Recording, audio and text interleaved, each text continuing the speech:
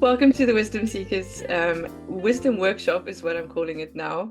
Our theme this month is being heard, and I'm very honored and excited to have Jonny with us today. Jonny actually lives up the road. I think we share flies. They travel between, so that's pretty cool. And Jonny, I'm not going to introduce you because you do different things, and I Oh, don't create a box. So you introduce yourself and tell us a little bit about what lights you up. I know dialogue is one of them. thanks, Michelle. Thanks for having me. Presence lights me up, Yeah. and I'm still chuckling inside about the idea of sharing flies and having little messenger flies that we could, because we're only like half an hour apart, aren't we? Here in Yeah. the peaks, in the Peak Districts in England, and it's beautiful here. I've been here about a year, living in the countryside. Um, and it's really pertinent to my health and well-being and nature um, is just like stuns me because there's almost no effort in getting aware and coming to presence when you're in nature. Mm. And um, my recent history, the last 10 years, has all been about um, autism. After I was told that I met the criteria um, as somebody with Asperger's syndrome, took it with a huge pinch of salt and went on a learning journey and decided to really try and unpack that in groups and communities using Bohm. David Bohm is my biggest influence for dialogue groups, and I do coaching. And before that, I did a fine art degree and very creative music gigs, running film and music production. Um, and before that, I spent 20 years in a Sufi order, a strict Turkish Sufi order, practicing 24/7, really outside of society altogether. So my whole journey has been about self-inquiry, really, and autism is just another part of that to enfold into the whole mix. Mm. And recently, I've been thinking a lot about spirituality, and as time goes on, I'm more comfortable talking about it now. It seems like more and more people are opening to spiritual, even religious lifestyles. I just saw something yesterday. What was I watching? Fascinating broadcast of an interview at the Pari Center in Italy, the Bohm Center, and somebody said the secular world, it's not worked, has it? I think we're realizing that now.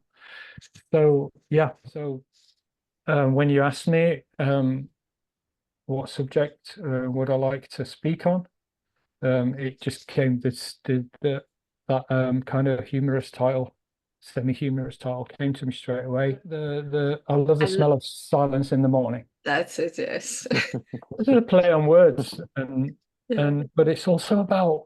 I think there's also something really important to unpack, which I want to unpack with you and your guests today, about silence being more than just silence, Mm. and it's almost comical in a way because everybody's got access to it, so, and all we have to do is shut up, and then yeah, I'm doing a monologue already, so. Um, and then there's a little nod to synesthesia, which is part of a big part of autistic life, a lot of autistic lives, and that mixing of paradigms. So the smell of silence, what could that be? Well, I don't know, but it's creative. So what are the transformative aspects of silence? And I want us to reflect on also the impact of the noisy world, the opposite, the noisy, fast world, and even constant low level trauma and upon autistic people, highly sensitive people, and this real sense of self and what is that, and maybe just explore the concept of coming back to the self and the real nature of self. in a kind of effortless way, where we take everything away and the self's there rather than trying to, frame it and conceptualize it. So I just invite you to imagine silence as something alive and present, filling the space, infusing our feelings and our thoughts and our bodies.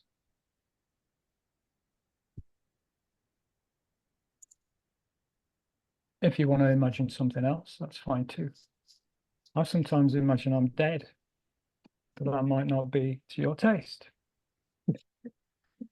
But by the end of this session, I want you to have a deeper understanding of the richness and the power of silence, not as an absence, but as an active force that can transform and heal. So how does silence feel for you right now in your body and your mind? Does it bring a sense of calm and a sense of inquiry? Or are you wishing I'd stopped talking so you could enjoy the silence?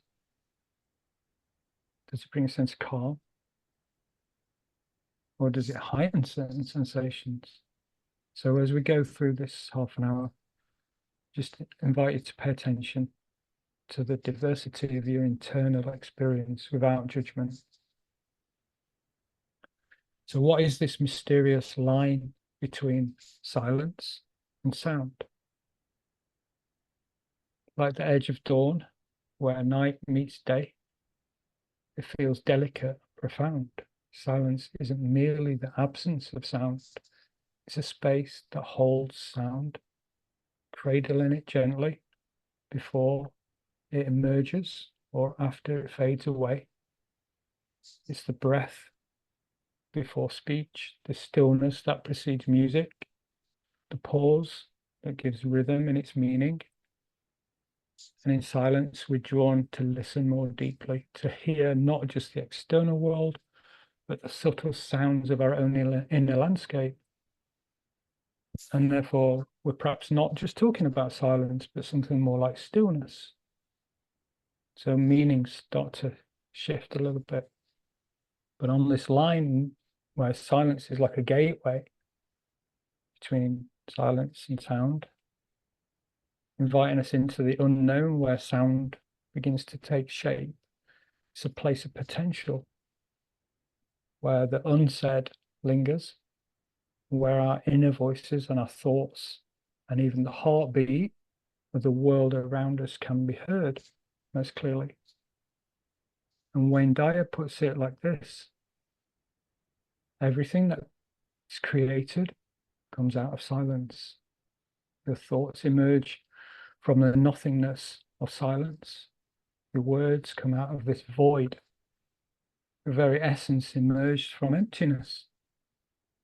All creativity requires some stillness. So did you see how he slips from the word silence into void and then stillness? Mhm. We're going to go through some exercises, and there'll be invitations to close your eyes and do different things.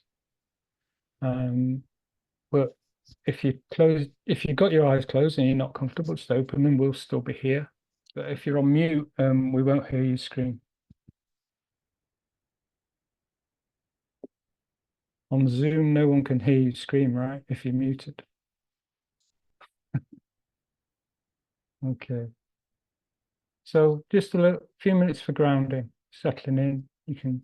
I'm invited to close your eyes now or not. Just gaze, or just softly gazing down. And take a few conscious breaths, natural breaths.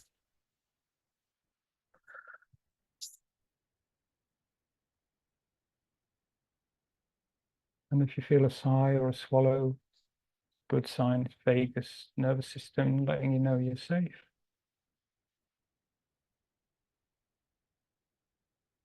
And just becoming aware of sounds. First of all, you've got the sound of my voice, any other sounds in your environment, near or far.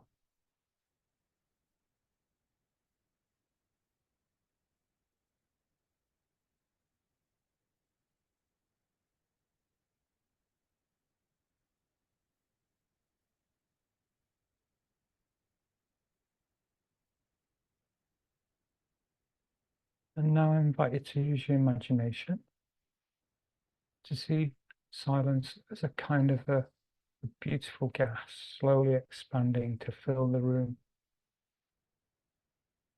surrounding and infusing you and each of us here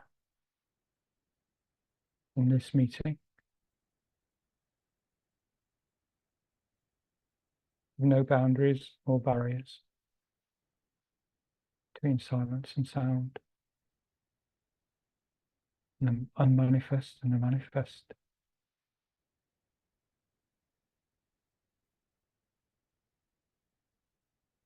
Breathe in the silence and imagine it dissolving your need to know or understand anything.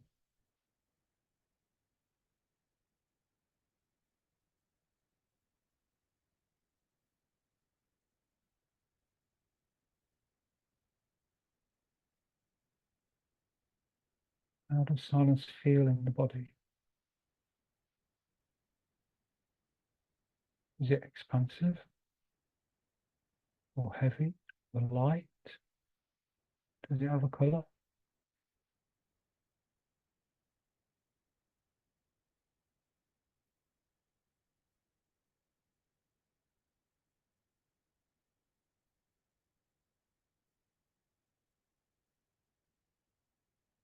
What can you hear within yourself now?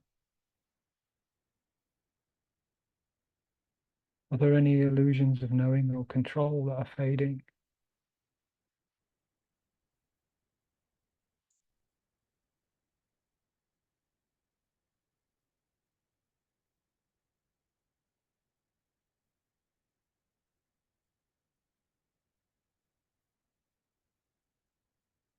And now for just a minute, just invite you to think a bit further about this experience, or write or draw something, or simply reflect.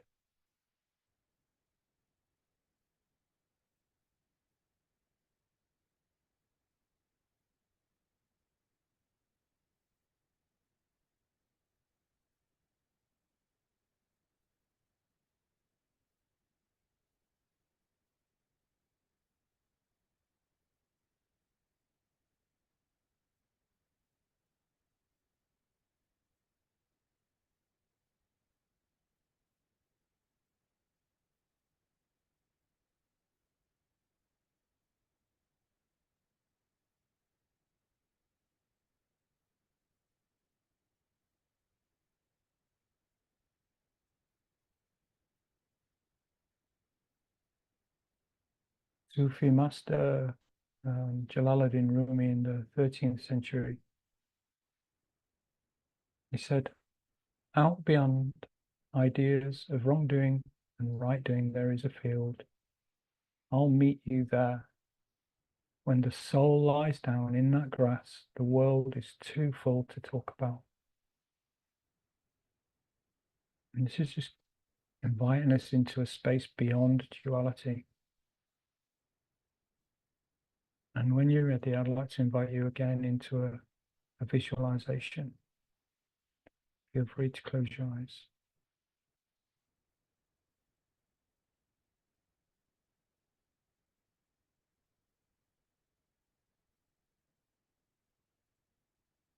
Again, take a couple of deep conscious breaths and invite that sense of safety and relaxation. Invite yourself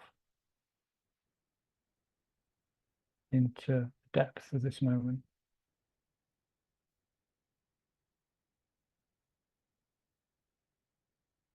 Rumi's field is where the dualities that shape our thinking, right and wrong, good and bad, lose their grip. Polarities dissolve. Imagine walking through a meadow. Feel the soft grass beneath your feet. Ahead you see a wide open field bathed in warm sunlight, a place of peace beyond any judgment.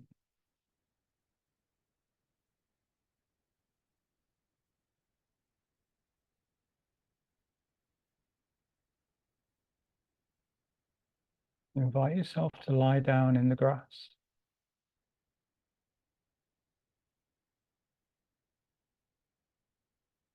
and let go of any notions of right or wrong you might be holding on to.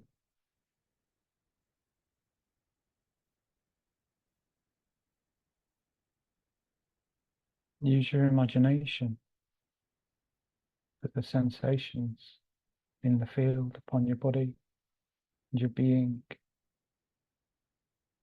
Invite yourself to just be in the field, experiencing the world, as Rumi said, too full to talk about.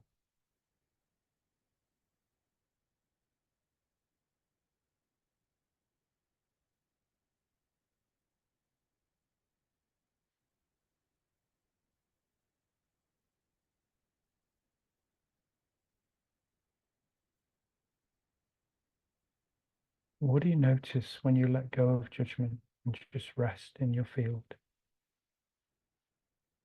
What truth do you feel beyond words?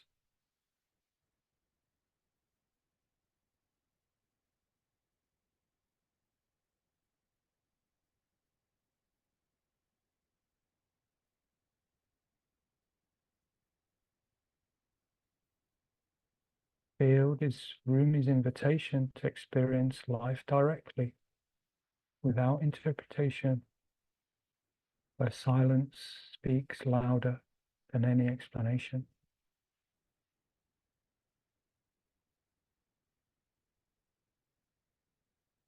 It's a symbol of a state of consciousness where judgment ceases and we encounter life in its purest form.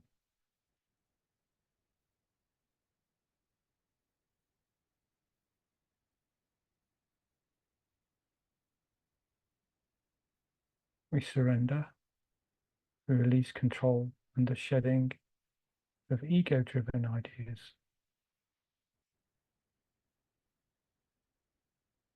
Our soul rests and it's freed from the weight of concepts that divide us.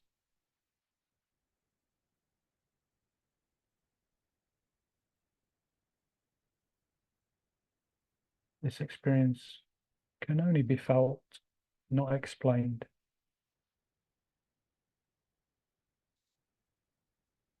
And now just gently ask yourself, what do you notice about your sense of self now? And how does the absence of duality affect your inner experience?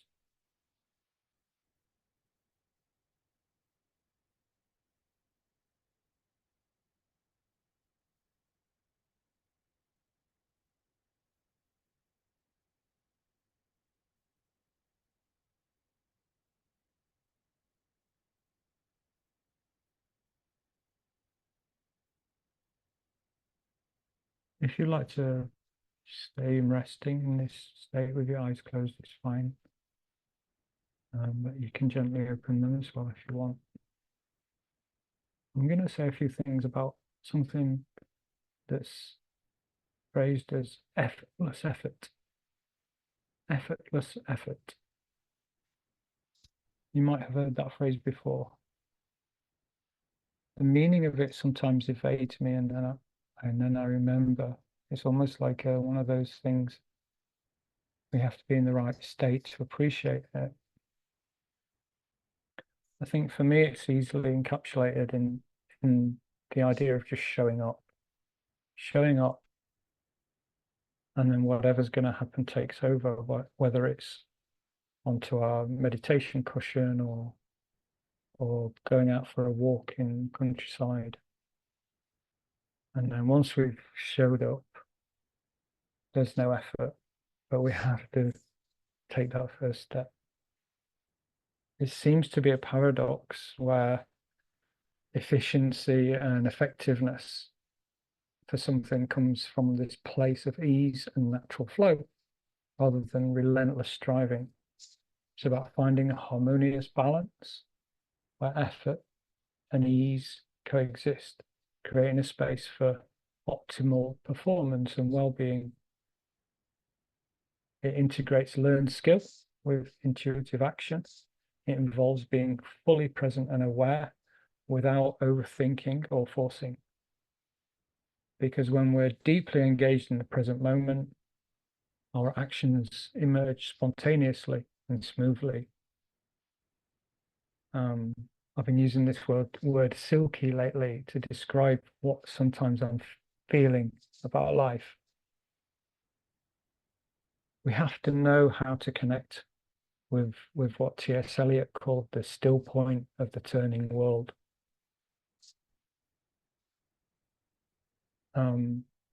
Yeah, think about that for a moment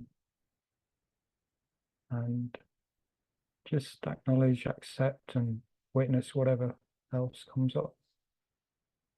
Close your eyes again if you like. Perhaps think about a recent task where you experienced effortless effort, or just feel into it now.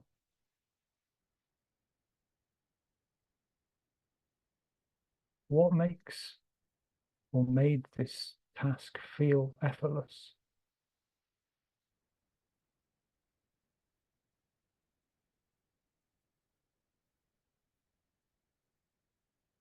Do you feel like you want to improve presence and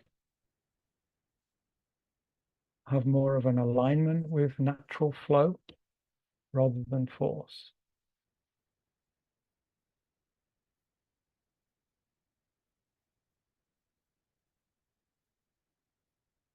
I mentioned at the beginning the impact of our noisy, fast-paced world. There's almost like a violence and an aggression to the worlds that we live in, it's just constantly there. Um, and for a lot of people, I work with highly sensitive people and autistic people, um, and we know that anxiety and mental illness is a pervasive problem in our, especially in our cities.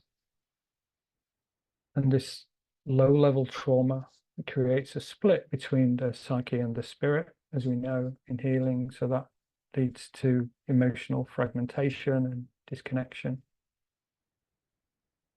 So just gently for a moment, consider some kind of low-level trauma or ongoing stressor that you've experienced in the past, nothing too heavy, or something that's going on now that's just a little bit unsettling.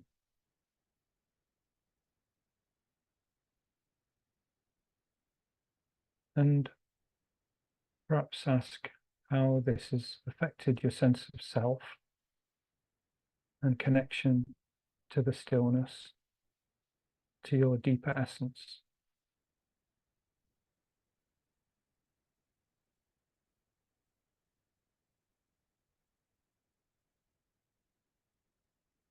And how do you usually work to mitigate this kind of impact on your life?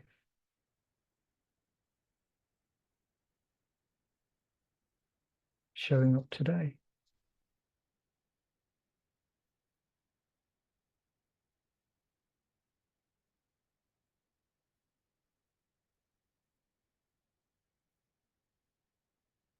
Take a breath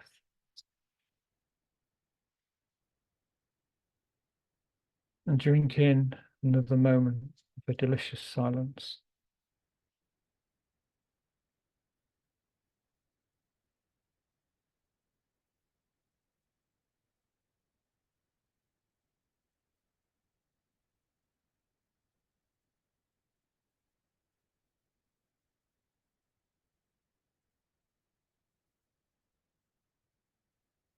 So Rumi's field is this invitation to meet one another as well beyond the boundaries of our opinions and judgments. And you'll have perhaps heard of Gregory Kramer, who in the 90s came up with this idea for what he called the insight dialogue.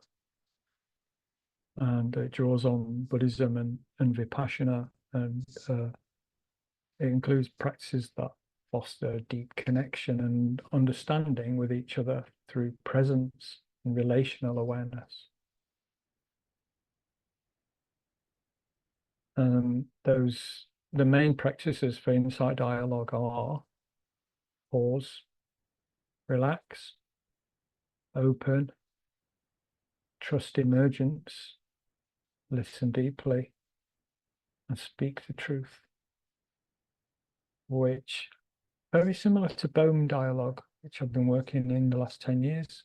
The four practices of Bohm: listen, true voice, and respect, and suspend. So respecting each other and yourself and the process, and suspending our judgments, opinions, so we can nurture inquiry into the other and see life from a different perspective. So we've got another little exercise which involves pairs. And so we're going to put you into a room in a moment, and this is what I've been calling the mutual gaze. And you might be familiar with it. So there's three little parts to it. And the first is, for the first minute, it's just the gaze. You're just looking at each other and being open to your experience in yourself, whatever's happening. So it's all about silence, being with the other without words. And then one person speaks about their experience while the other's listening, deep listening without interruption, focusing on understanding and presence. So the speaker is sharing their observations about experience. The other listens, and then you swap round.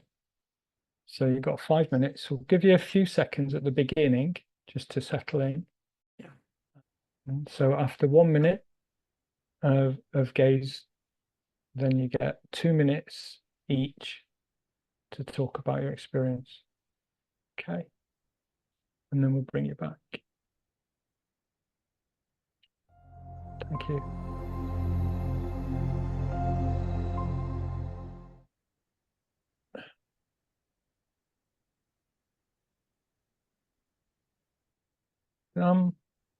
Yeah, I think I just want to talk, just recap about the whole point of mindfulness for me is awareness and presence. It's the whole point. It's turned into a big industry, as we know, but I heard that the Tibetan monks in Tibet, in monasteries in Tibet, that are learning mindfulness books that are written in the West, which is fascinating, interesting. But yeah, what is life all about? It's about awareness. It's not about coating ourselves with concepts. And that's what I'm trying to do. So at the beginning of this session, when I talk about silence and a workshop on silence, what can be said about it? It's paradoxical, but we have to show up, and we're agents, and we've been given this ability to make an intention to clear space, and that's part of the magic, the beauty of it. And I know that now, that when we're encouraged by mindfulness teachers to try and do 5 minutes in the morning, try and do 10 minutes, I know the wisdom behind that now. They're not just saying it, just like, just add it onto your list of things to do. It's like you are really tapping in to the truth of your being, even if it means that you have to do it to find out you don't need to do it, which is one of the mysteries of spiritual paths, I think. And having spent 20 years banging my head on the wall, doing all sorts of weird and wonderful stuff, um, praise to God that I finally realized I don't need to do it anymore. Yay. So silence is everybody's gift. And, you know, relatively speaking, if we can get into a quiet space in those different levels, then we can find right there's no right way to live a life. It's just it's nothing. There's nothing there. It's your way, my way, or as Perry just said, it's Wu way. You popped on them while you were in there. And it's just that each person's landscape, the internal landscape, is allowed to unfold at its own pace. The more that we invite ourselves into silent spaces, becoming the witness, letting go of labels and categories and ideas of good or bad, right and wrong, into the field, bringing us into the now and embracing that stillness. And duality fades, and ultimately there's this experience of unity and perhaps enlightenment, non-dual enlightenment, when the boundaries between this and that form no form, dissolve. That's it for me.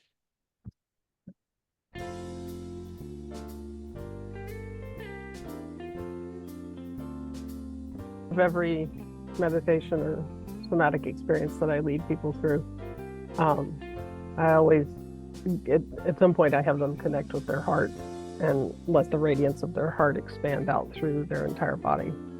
And as it rises up into your head, clearing out any extra cobwebs, allow it to tickle the back of your eyelids, so your eyes just have to open so your heart can see the world. Because all of this physical form is here for our heart to experience the world and experience life. So we can touch it, we can taste it, we can walk through it.